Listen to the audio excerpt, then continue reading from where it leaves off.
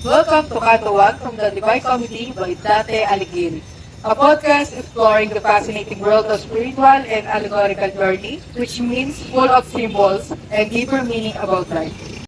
I'm your host, Brandon Eligilios. Ngayon, tayo ay maglalakbay sa isa sa magandang kwento ni Dante Alighieri.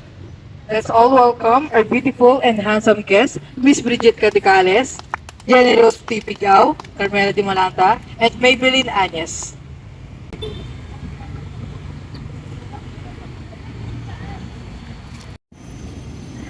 Bago tayo magsimula, pwede mo ba ikwento ang storya, Miss Anyes? Maraming salamat, Miss Igilios. Ang buod ng kantuan ng Divine Comedy ni Dante Alighieri ay ikinento ni Dante na siya ay naligaw sa isang madilim na gubat na sumisimbolo sa pagkawala ng landas sa buhay o pagkakasala.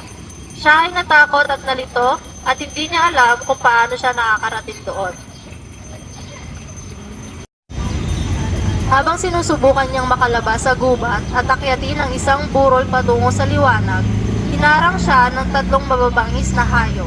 Isang leopardo na sumisimbolo sa pagnanasa, isang leon na sumasagisag sa kayabangan o pagmamataas, at isang lobo na kumakatawan sa kasakiman o kasamaan. Dahil sa mga hayop na ito, napilitan umatras si Dante at nawala ng pag-asa. Sa kanyang pagkalito at takot, lumitaw si Virgil, isang rumadong makata na sumisimbolo sa katwiran o gabay ng isipan. Inalok siya ni Virgil ng tulong na makalampas sa panganib. Ngunit kailangang daanan muna nila ang impyerno na purgatorio bago makarating sa langit. Sa kanyang pagkalito at takot, lumitaw si Virgil, isang Romanong makata na sumisimbolo sa katwiran o gabay ng isipan. Inalok siya ni Virgil ng tulong na makalampas sa panganib, ngunit kailangan daanan muna nila ang impyerno at purgatorio bago makarating sa langit. Thank you, Miss Agnes. I do have some question for all of you.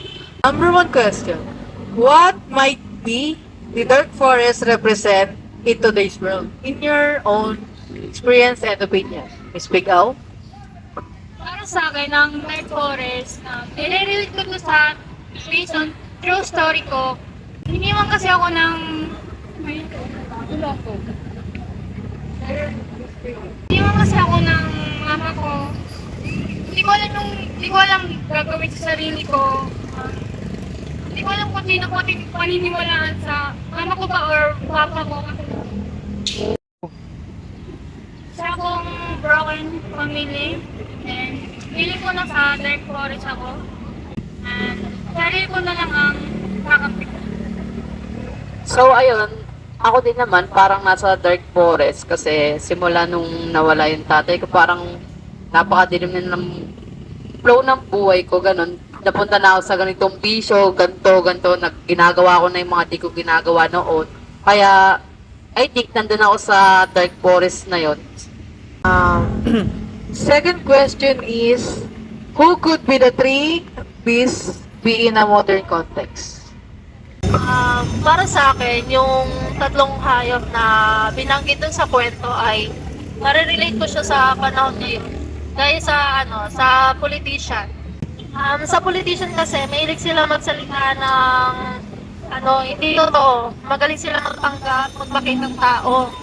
At yung pagnanais nilang makuha yung gusto nila, ginagamit nila yung position nila para mapaniwala yung mga tao. Diba yung yung pagiging galit kung saan yung mas gusto nila, kukuhain nila, makukuha nila yung gusto nila kahit na anong gawin nila, parang gagawin nila everything to their own power, parang yung powers nila gagamitin nila para makuha lang yung gusto nila, gaya na nga nasabi mo, lalo na ngayon election. So, marami nang nagsisilabasan ng mga issue about sa mga kalaban nila. Hindi mo na lang sure kung totoo ba yung binabalita, yung mga kaso na kaya, yun. Totoo lang, mas maganda na lang tumahimik. Pero ano na naman natin yan eh. Kumbaga, free will. Free will ang manahimik at magsalita. Ipaglaban mo kung anong gusto mo. Kaso may napapanood ako yung parang pag ginagamit mo yung free will mo, parang mamasamain pa ng ibang tao. Kasi parang, saan mo nakuha to? May ebidensya ka ba na magbaback up sa mga sinasabi mo? Meron pa nga, di ba, tayong mga creep na tayo ngayon na kesyo ganito, bobo, ganyan, di tayo marunong.